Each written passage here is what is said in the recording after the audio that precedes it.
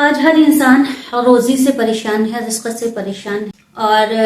خدا یہ کہتا ہے کہ تم پریشان ہو، تمہیں کسی کو بلانے کی ضرورت نہیں ہے، میں تمہارا رب ہوں۔ نحن اقرب من حبل الورید، میں تمہاری جان رخ سے زیادہ تم سے قریب۔ کتنا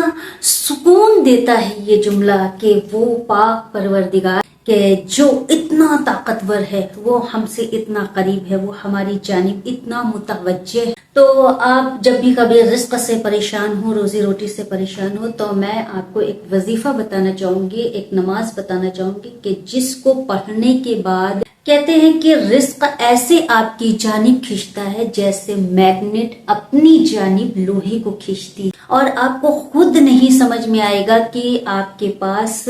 کہاں سے دولت آ رہی ہے، ہر طرف سے آپ کے لیے روزی کے دروازے کھل جائیں گے۔ بس خیال یہ رکھنا ہے کہ طہارت کا خیال رکھنا ہے۔ طہارت سے مراد میری یہ ہے کہ جسمانی طہارت کے ساتھ ساتھ روحانی طہارت کا بھی خیال رکھنا۔ اکثر جب ہم دعاؤں کو مانگتے ہیں تو ہم جسمانی طہارت کا خیال رکھتے ہیں لیکن روحانی طہارت کا خیال نہیں رکھتے۔ تو خدا وہ پاک و طاہر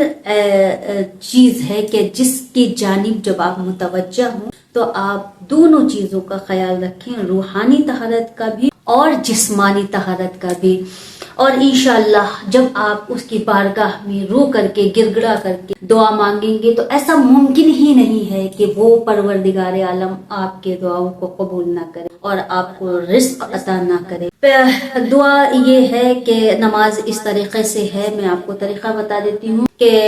2 رکعت نماز پڑھنا ہے صبح کی نماز کی طرح۔ بس پہلے رکعت میں جو ہے سورہ حمد پڑھنا ہے، اور سورہ حمد 10 مرتبہ پڑھنا ہے،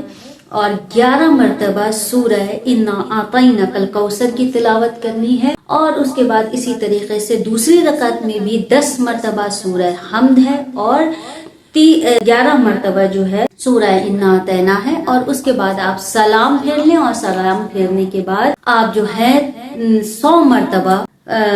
درود بھیجے محمد والے محمد پر، اللہم صلی علی محمد والے محمد وعجل فرجہم۔ آپ دیکھیں گے کہ یہ عمل آپ کو 3 شب جمعہ کرنا ہے، یعنی 3 جمعرات تک لگاتار آپ کو یہ نماز پڑھنی ہے 2 رکعت، اور بہت آسان ہے، کوئی بھی پڑھ سکتا ہے، اور آپ دیکھیں گے کہ آپ کے لیے رزق کے دروازے خدا بند عالم کس طریقے سے کھولتا ہے۔ شکریہ۔